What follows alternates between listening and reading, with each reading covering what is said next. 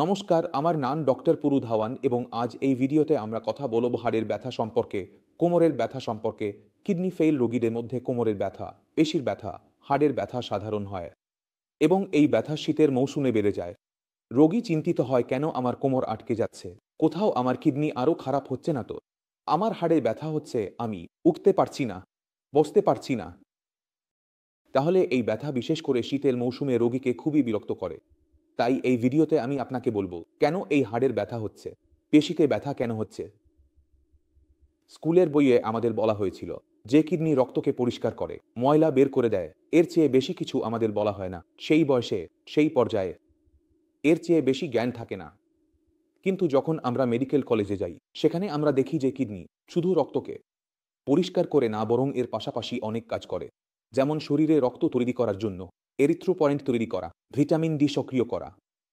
এই সব জিনিস আমাদের মেডিকেল কলেজে গিয়ে জানা যায়।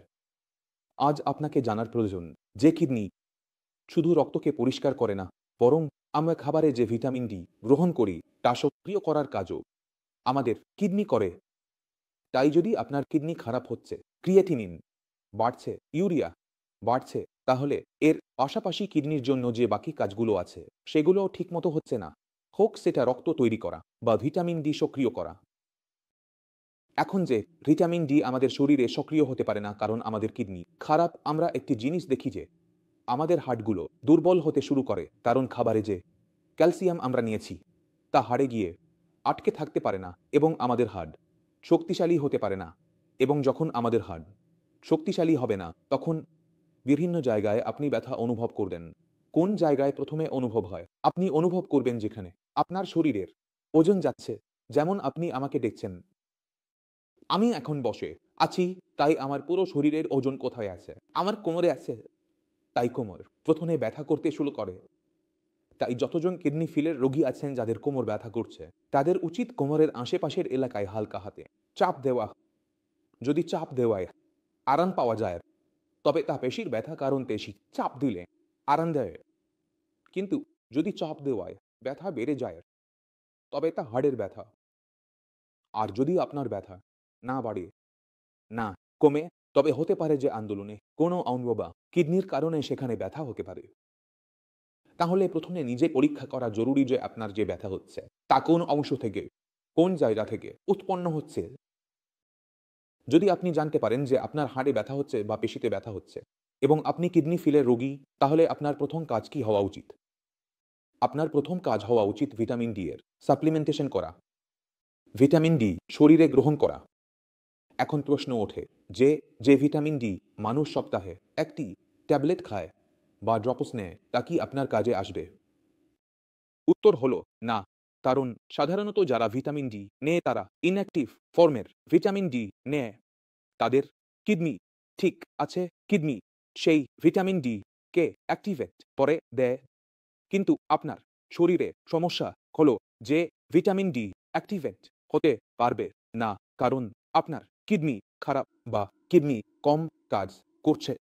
তাহলে আমাদের শরীরের ভিতরে ভিটামিন ডি নিয়ে যেতে হবে, কিন্তু সেই ফর্মে নয় যা আপনি আপনার মা, বাবা বা সন্তানদের দেন। এখানে আমাদের ভিটামিন ডি এর অন্য ফর্মও নিতে হয়, যার নাম হলো রোকাট্রল। রোকাট্রল যা হয় তা অ্যাক্টিভেটেড ভিটামিন ডি হয় এবং এটি কাজ করার জন্য কিডনির প্রয়োজন হয় না। তাহলে যদি আমরা রোকাট্রল নেওয়া শুরু করি, তাহলে ১-০ থেকে ১৫ দিনের মধ্যে আপনার হাড়ের যে ব্যথা আছে এবং পেশিতে যে ক্লান্তি আছে তা কমতে শুরু করবে। যা আপনাকে খুব দুর্বলতা অনুভব করাচ্ছিল, তাতে আরাম আসতে শুরু করবে, কারণ ভিটামিন ডি এর অভাবের কারণে যে লক্ষণগুলি দেখা দিচ্ছিল তা কমে যাবে। তাহলে যদি আপনার ভিটামিন ডি এর অভাবের কারণে ব্যথা হচ্ছে, তাহলে চিন্তা করার কোনো প্রয়োজন নেই। আপনাকে শুধু সঠিক সাপ্লিমেন্টেশন শরীরে করতে হবে। যখন শরীরে সাপ্লিমেন্টেশন হবে এবং ভিটামিন ডি ভিতরে যাবে, তখন আপনি আপনার মধ্যে পরিবর্তন দেখতে পাবেন। এখন কিছু রোগী বলেন যে ভিটামিন ডি এর জন্য আমি রোদে বসি। আপনি বসুন, মানা নেই, কিন্তু তাতে আপনার সম্পূর্ণ হবে না। সবার সম্পূর্ণ হবে, আপনার সম্পূর্ণ হবে না, কারণ কিডনি আমাদের কম কাজ করছে। তাই সঠিক এবং সবচেয়ে ভালো উপায় হলো যে আপনার শরীরের ভিটামিন ডি পূর্ণ হতে পারে এবং তার থেকে হওয়া লক্ষণ এবং উপসর্গগুলি কমতে পারে। আমি আশা করি এই ভিডিওতে আপনি কোমর ব্যথা সম্পর্কে জানতে পেরেছেন, যে কেন ফিলিপ রোগীদের কোমর ব্যথা হয়, কেন শরীরে দুর্বলতা আসে, কেন পেশিতে টান আসে। তবুও যদি মনে কোনো প্রশ্ন থাকে বা কোনো ডাক্তারকে কিছু জিজ্ঞাসা করতে চান, তাহলে স্বাগতম। আপনি আমাদের সাথে যোগাযোগ করতে পারেন। এই সঙ্গে আমি বিদায় নিতে চাই। আবার দেখা হবে পরবর্তী ভিডিওতে। ততক্ষণ পর্যন্ত নমস্কার।